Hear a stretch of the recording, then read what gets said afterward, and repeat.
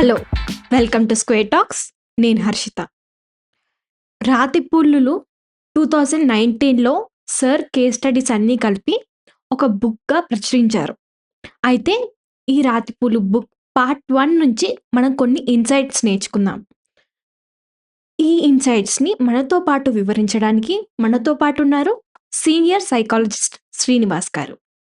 Hello sir. Hi. అయితే ఇవాళ topic ఏంటి సార్ ఈ ఇన్‌సైట్స్‌లో? యాక్చువల్‌గా మీరు చెప్పినట్టు 'రాతిపూలు' బుక్కు సీనియర్ ఎగ్జిస్టెన్షియల్ సైకాలజిస్ట్ హర్రాఘవ్ గారు రాశారు. హ్మ్. 'రాతిపూలు 1' పార్ట్ 1లో మనకి ఫస్ట్ టాపిక్ మరణం అని ఒక ఆర్టికల్ హ్మ్. రాశారు. ఓకే. అయితే ఇక్కడ సార్ కేస్ స్టడీస్ ఏవి కూడా డైరెక్ట్‌గా చెప్పలేదనమాట. హ్మ్.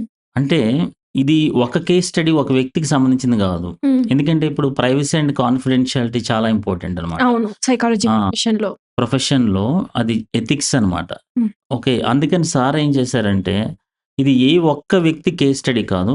చాలా 4, 5 కేస్ స్టడీస్ కలిపి ఒక కేస్ స్టడీస్ చేయటం ఉంది. ప్లస్ అక్షరాల నిజమైనవేమి లేవు. ఇందులో పేర్కొన్న పేర్లు గాని, ఊళ్ళు గాని, ప్రాంతాలు గాని, వృత్తులు గాని ఎవ్రీథింగ్ మార్చి చెప్పడం జరిగింది. సో, నేపథ్యం అనేది చాలా డిఫరెంట్. హ్మ్. సో, అయినా కూడా ఇలాంటి బుక్ రాయడం కొంత సవాలే. హ్మ్. వాళ్ళ పర్మిషన్స్ తీసుకోవాలి. అట్‌లీస్ట్ వాళ్ళది ఒక లైన్ వాడినా వాళ్ళ పర్మిషన్స్ తీసుకోవాలి. అన్నీ ఆయన తీసుకున్నారు. తీసుకొని రాశారు. హ్మ్. అది పాయింట్ నంబర్ 1. ఓకే. ఇక్కడ ఫస్ట్ ఆర్టికల్ నాకు చాలా ఇంట్రెస్టింగ్ అనిపించింది ఏంటంటే, మరణం అని ఒక ఆర్టికల్ రాశారు. ఒక కేస్ రాశారు. హ్మ్. సో, అందులో ఏముందంటే ఇక్కడ సార్‌కి ఒక ఫ్రెండ్ ఎవరో ఉన్నారు. ఆ ఫ్రెండ్‌కి సంబంధించినటువంటి ఆహ్, మేబీ ఓన్ సిస్టర్ అయ్యుండొచ్చు. ఆవిడ క్యాన్సర్‌తో పోరాడి, పోరాడి మరణించారు. హ్మ్. ఓకే. సో, ఆయన చాలా మెచ్యూరిటీ కలిగినటువంటి వ్యక్తి. ఎవరు? Sir friend. హ్మ్. ఆయన అప్పుడప్పుడు మాట్లాడుతుండేవాళ్ళు. కానీ ఎప్పుడైతే తన సిస్టర్‌తో బాగా అటాచ్‌మెంట్ ఉండటం వల్ల ఆయనకి బాధొస్తుంది కాబట్టి, ఆ బాధ ఉపశమనం కోసం హర్రాఘవ్ గారికి ఫోన్ చేసి, నాతో కొంచెం గడుపు, నేను కొంచెం నిన్ను మీట్ అవ్వాలి హ్మ్. అనేసి డిస్కస్ చేశారు. ఆ డిస్కస్ చేసిన పాయింట్స్ చాలా వాలిడ్ పాయింట్స్. హ్మ్. ఓకే. అందులో ఏం చేశారంటే ఫస్ట్ పాయింట్ ఆయనేమని రాసారంటే, డబ్బుండి కాస్త మెరుగైన ట్రీట్‌మెంట్ ఇప్పించుండుంటే హ్మ్. తన సిస్టర్‌కి, తన సోదరికి ఇంకొంతకాలం బ్రతికుండేదేమో అని చెప్పి హర్రాఘవ్ సార్ దగ్గర ఆయన ప్రస్తావించాడు. హ్మ్. అంటే దీని అర్థం ఏంటి? ఆయన ఫీలింగు కొంచెం ఎక్కువ డబ్బులుండి, ఎక్కువ ఫెసిలిటీస్ ఉండి, లేపోతే మంచిగా ట్రీట్‌మెంట్ ఇప్పించుంటే ఆమె బతికుండేది. మన దగ్గర డబ్బులు లేకపోవడం వల్ల, మన దగ్గర మెరుగైన ట్రీట్‌మెంట్ అందించలేకపోవడం వల్ల ఆమె హ్మ్. క్యాన్సర్‌తో చనిపోయిందని. కానీ ఈయన అడిగిన క్వెషన్ ఏంటంటే, హర్రాఘవ్ గారు అడిగిన క్వెషన్ ఏంటంటే, స్టీవ్ జాబ్స్‌కి డబ్బు లేదా? హ్మ్. స్టీవ్ జాబ్స్‌కి మెరుగైన ట్రీట్‌మెంట్ అందలేదా? మరి స్టీవ్ జాబ్స్ ఎందుకు చనిపోయారు? Hmm. Not only Steve Jobs. Lata Mangeshkar గారు తీసుకున్నా, లేపోతే మొన్న మధ్యన రీసెంట్‌లీ ఘట్టమనేని కృష్ణ గారు తీసుకున్నా, ఐసీయూలోకెళ్ళిన ఎవరైనా సరే, వాళ్ళకి ఎంత డబ్బున్నా సరే, ఎంత ట్రీట్‌మెంట్ అందించినా, ఎంత super specialist doctors, team of doctors work చేసినా సరే, మరణాన్ని ఏది ఆపలేదు అనే విషయాన్ని ఇక్కడ స్పష్టం చేశారు యాక్చువల్‌గా. అట్ ద సేమ్ టైమ్ ఏంటంటే, ఆయన ఇంకో పాయింట్ అడిగారు. అంటే క్లయింట్ అనుకుందాం ఉదాహరణకి.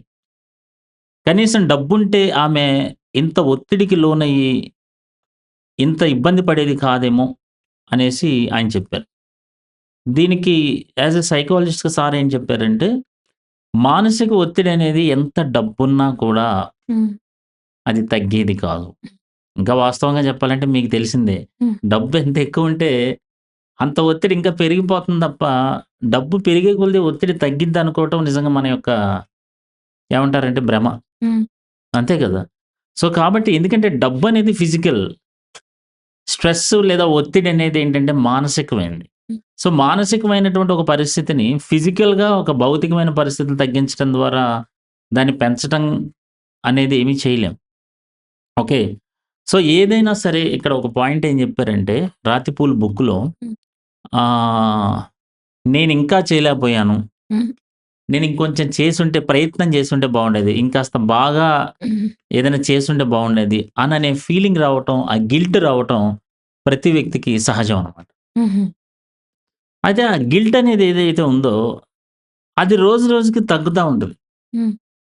ఎందుకలా సార్? ఆ! ఇది మంచి క్వెషన్.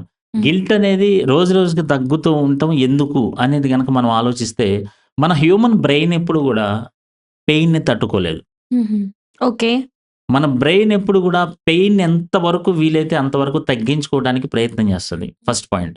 సెకండ్‌దేంటంటే మన మైండ్ కూడా రీఫ్రేమింగ్ చేస్తూ ఉంటది. అంతకాలమే బతికేదేమో, మనం ఎంత ప్రయత్నాలు చేసినా అయ్యేది కాదేమో, మన వల్ల అయినంత వరకు మనం చేశాంలే అని మన మైండ్ ఏం చేస్తదంటే కొంచెం నెమ్మది నెమ్మదిగా ఆ పరిస్థితిని రీఫ్రేమింగ్ చేసుకుంటది. హ్మ్.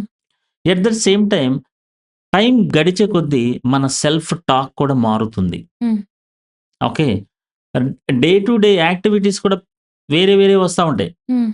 మనకేంటంటే మెమరీ అనేది ఎప్పుడు కాన్స్టెంట్‌గా ఉండదు.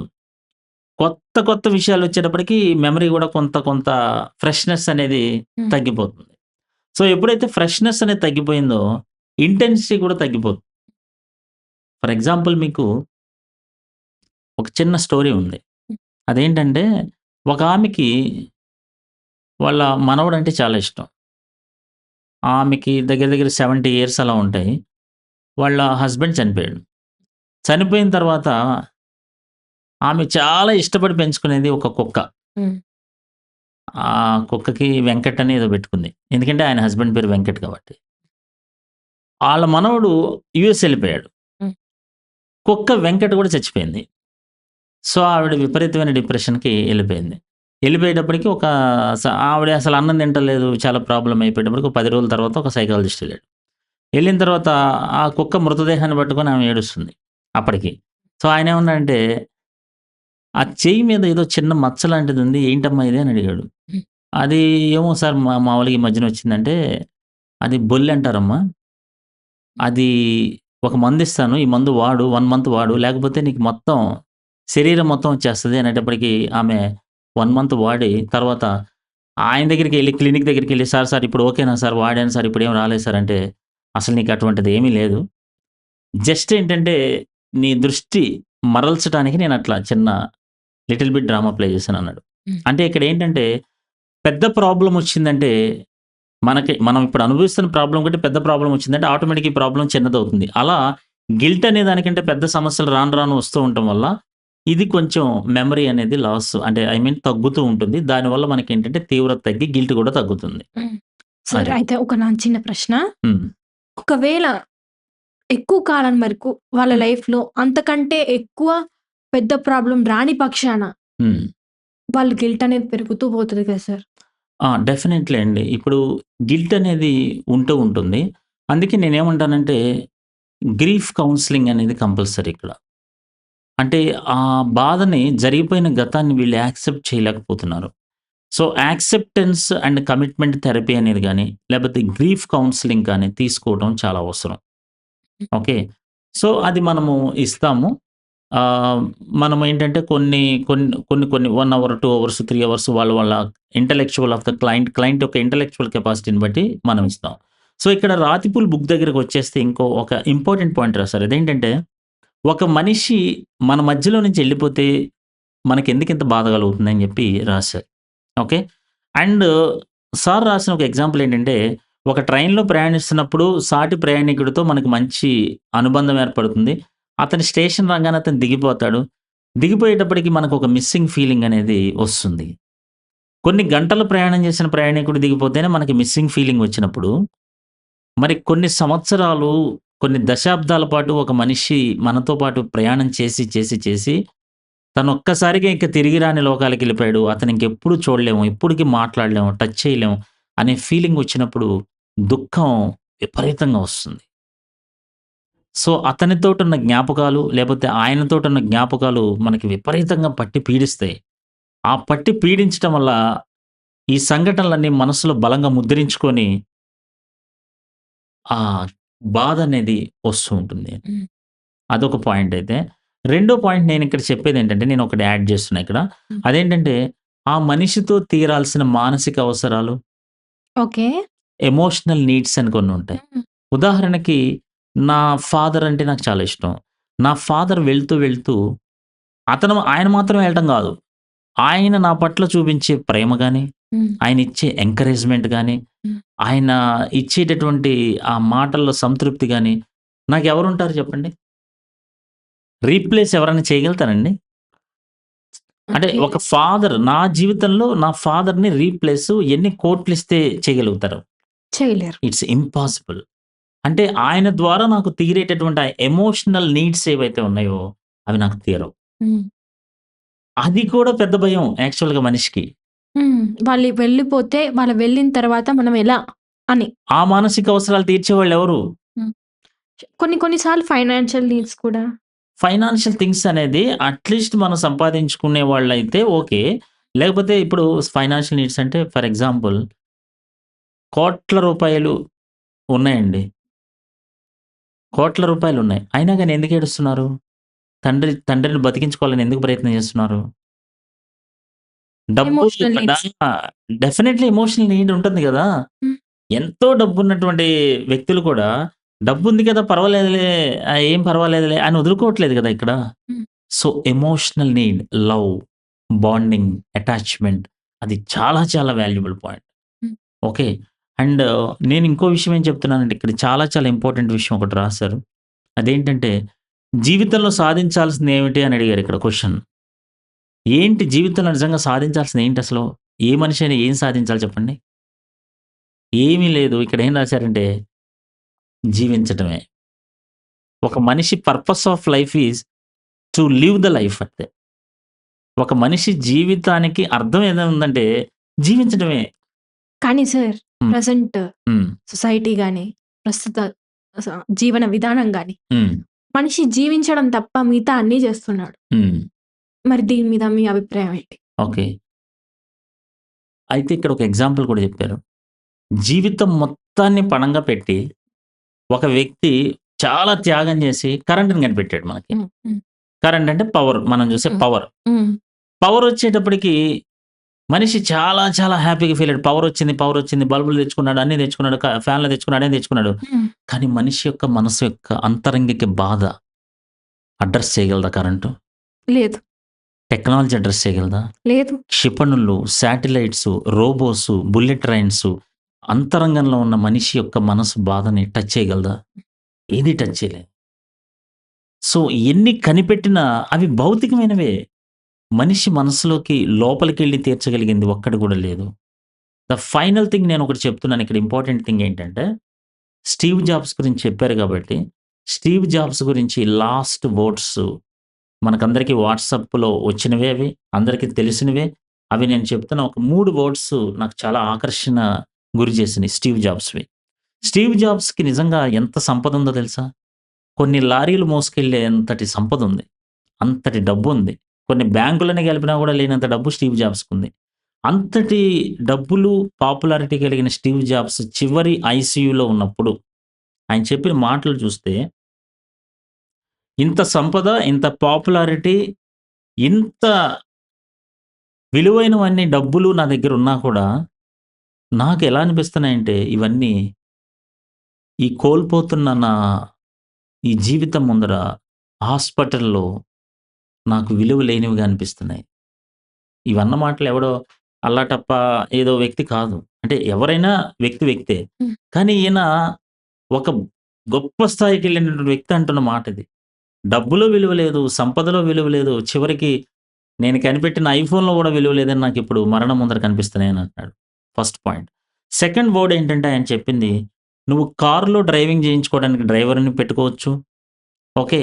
లేకపోతే నీ వ్యాపారాన్ని పని చేయటానికి ఎవరినన్నా పని వ్యక్తిని నియమించుకోవచ్చు. కానీ నీ జబ్బును మోయటానికి ఏ వ్యక్తిని నియమించుకోగలవు?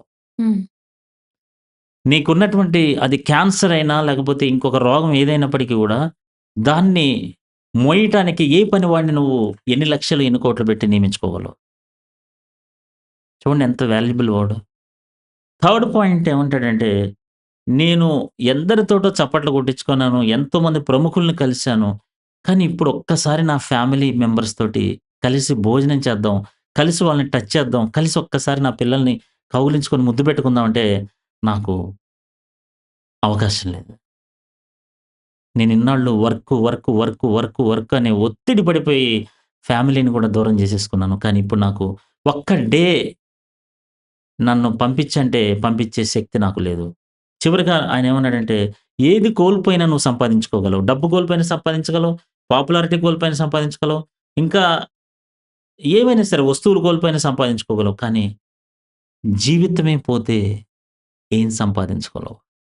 నా కళ్ళ ముందే నా జీవితం వెళ్ళిపోతుంది. నేనేం చేయలేకపోతున్నాను. నా డబ్బేం చేయలేకపోతుంది. నా మనుషులు, నా సర్కిల్, నా సంపద ఎవ్రీథింగ్ ఏం చేయలేకపోతుంది. కానీ నా కళ్ళ ముందే అలా ఆవిరైపోతున్న నా జీవితం కనిపిస్తుంది. కానీ ఇది ఆపేవాళ్ళు ఎవరు లేరు" అని స్టీవ్ జాబ్స్ చివరి మాటలు మనకెంతో స్ఫూర్తిని కలిగించి అంటే జీవితాన్ని అర్థం చేసేటటువంటి ప్రాక్టికల్ వర్డ్స్ ఇక్కడ చూడొచ్చు. నాకు సార్ ఈ ఆర్టికల్ రాసినప్పుడు నాకు Steve jobs last words connect అయినాయి మైండ్‌లో. ఎప్పుడన్నా ఏదైనా బుక్ నేను ఎందుకు చదవమంటానంటే 'రాతిపూల్' బుక్ 1 అయినా, 2 అయినా మిమ్మల్ని చదవమని ఎస్పెషల్లీ సైకాలజిస్ట్‌లనైతే డెఫినిట్‌గా చదవమని నేను సజెస్ట్ చేస్తాను. ఎందుకంటే ఏ బుక్ అయినా సరే మన ఇంటర్నల్ బుక్‌ని ఇంటర్నల్ మనసు, ఆ! యాటిట్యూడ్. 'మనస్సు' అనే పుస్తకాన్ని తట్టి లేపగలగాలి. ఓకే. ఆ! అప్పుడు మాత్రమే ఆ బుక్ నిజమైన బుక్ అవుతుంది. ఓకే. చాలా బుక్స్ మనం చదువుతాం. ఏదో బావుందని అనుకుంటాం. కానీ కొన్ని మాత్రమే తట్టి లేపుతాయి. హ్మ్. సో, అలాంటి అద్భుతమైనటువంటి పుస్తకం ఈ 'రాతిపూల్ 1' బుక్. అందులో ఏం రాసారు? ఇంతకు ముందు చెప్పిందే మళ్ళీ చెప్తున్నా. ఏంటంటే జీవించడానికి నిజమైన పరమార్థం ఏదైనా ఉందంటే అది జీవించటమే. హ్మ్. ఆ జీవించే అవకాశమే లేనటువంటి స్టీవ్ జాబ్స్ లాస్ట్‌లో అన్న మాటలు మనం చూసాం ఇప్పటిదాకా. ఎందుకంటే నా కళ్ళ ముందు ఏది కోల్పోయినా నేను సంపాదించుకోగలను గానీ నా జీవితమే నా కళ్ళ ముందు అంతర్ధానం అయిపోతుంది. నేనేం చేయలేని పరిస్థితిగా ఉన్నాను. సో, అది 'రాతిపూల్' బుక్‌లో ఉన్నటువంటి 'మరణం' అనే ఒక టైటిల్ పెట్టినటువంటి పారాగ్రాఫ్‌లో ఉన్న భాగం అంటే నాకు అర్థమైన విధానంలో నేను ఎక్స్‌ప్లెయిన్ చేశాను. సో, ఫైనల్లీ సారు రాసిందేంటంటే, ఈ జీవితం మనం కోరుకున్నది కాదు. అలాగని వద్దంటే పోదు. జీవితాన్ని ఆనందంగా జీవించడానికి ఒక అవకాశంగా మార్చుకోవాలి తప్ప, పగ, ద్వేషం, అసూయలతో నిరంతరం మానసికంగా మరణించటానికి ఈ జీవితం లేదు అని రాశారు. ఇట్స్ ఎక్స్‌ట్రార్డినరీ ముగింపనమాట. చాలా చక్కగా చెప్పారు sir. Thank you. It's valuable information. Thank and ఇంకొకటేంటంటే మరణం అనే టాపిక్‌ని ఒక స్టిగ్మా ఉంటది. మాట్లాడకూడదు అని. హ్మ్. మరణం గురించి మరణం మాట్లాడకూడదు. అన్నా, చనిపోవటం అన్నా అది ఒక అమంగళం ప్రతిహతమగుగాక అంటారు మనోళ్ళు. హ్మ్. కానీ అది చాలా ఇంపార్టమైన టాపిక్. దాన్ని అర్థం చేసుకోవడం గూడా ఈరోజు అది డిస్కస్ చేసి మాకు చాలా చక్కనైన ఇన్ఫర్మేషన్ ఇచ్చారు. Thank you sir. ఇక్కడ మనం అర్థం చేసుకోవాల్సిందేంటంటే పుట్టుక ఉన్నప్పుడు మరణం కూడా ఉంటది. ఇది నేచర్‌లో 2 ఉంటాయి. ఒకటి లేనిది ఇంకోటుండదు. ఒక వ్యక్తి పుట్టినప్పుడు మరణించాల్సిందే. దీని నుంచి తప్పించుకోలేం. మరి ట్రీట్‌మెంట్ ఇవన్నీ మెడికల్ ఫెసిలిటీస్ అంటారా? మరణాన్ని వాయిదా వేస్తాం తప్ప పూర్తిగా టాల్చలేం. అంటే స్కిప్ చేయలేం. మన వాళ్ళెవరైనా చనిపోయినప్పుడు మనకి బాధ కలుగుతుంది. అది సహజం. ఎందుకంటే ఇన్ని రోజులు వాళ్ళతో మనకి కొన్ని సంబంధాలున్నాయి. కొన్ని నీడ్స్ ఎక్స్‌చేంజ్ చేసుకున్నాం. వాళ్ళు మన మీద ఆధారపడ్డం. కొన్నిసార్లు మనం వాళ్ళ మీద ఆధారపడ్డం. ఒక కనెక్షన్ అనేది. ఒక్కసారిగా అది లేకపోవడం వల్ల మనకు బాధ కలుగుతుంది. తర్వాత కొద్ది రోజులుగా మెల్లమెల్లగా అది అలవాటవుతుంది. కానీ కొన్ని కొన్ని సార్లు ఏమవుతుంది కొందరికి అది బాధ ఎక్కువవుతున్నప్పుడు సార్ చెప్పినట్టు కౌన్సెలింగ్ తీసుకోవడం గాని, ఇలాంటివి చేసినప్పుడు ఆ బాధ నుంచి ఉపశమనం కలుగుతుంది. మరణము తథ్యం. అలాగే పుట్టుక తథ్యమైనప్పుడు మధ్యలో ఉన్నది మాత్రమే మన చేతుల్లో ఉంది. అందులో ఏం చేయాలి? ఎలాగో మరణిస్తాం. మనం ఏమి తీసుకెళ్ళలేం. మనతో ఉన్న డబ్బు గానీ, మనతో ఉన్న సంపద గానీ, లేకపోతే మన చదువు గానీ, మన గౌరవం గానీ ఏది మరణాన్ని ఆపలేదు. అలాంటప్పుడు మనం జీవించాలి. ఫస్ట్ మనం ఒక జీవి. ఆ తర్వాత ఏమైనా కూడా. ఆ తర్వాత టీచర్ అన్నా, స్టూడెంట్ అన్నా, లేకపోతే హస్బెండ్ అన్నా, వైఫ్ అన్నా, పిల్లలన్నా ఏదైనా కూడా. ఫస్ట్ జీవించాలి. జీవికున్న ముఖ్య అవసరాలు ఆహ్, ఆహారం, నిద్ర ఇలాంటివి. అవి ఆహారం కావాలంటే మరి ఒక క్వెషన్ ఎరైజ్ అవుతుంది. ఏంటి ఆహారం కొనుక్కోవాలి గదా! డబ్బు పెట్టి దానికి సంపాదించాలి కదా! అంటే కాదనను. కానీ వీటిని నెగ్లెక్ట్ చేసేంత వీటికి తక్కువ ప్రియారిటీ ఇచ్చి మొత్తం వాటి మీదే ఫోకస్ పెట్టకుండా వీటికి దీని ప్రియారిటీ ఇస్తూ దేనికి దానికి సమతుల్యత మెయింటైన్ చేస్తూ జీవించడం ముఖ్యం. ఎందుకంటే ఆఖరికి మరణం వచ్చినప్పుడు వెనక్కి తిరిగి చూసుకుంటే మనం జీవించామా అన్న సంతృప్తితో మనం వెళ్ళిపోవాలి. Thank you. నెక్స్ట్ వీడియోలో మళ్ళీ కలుద్దాం.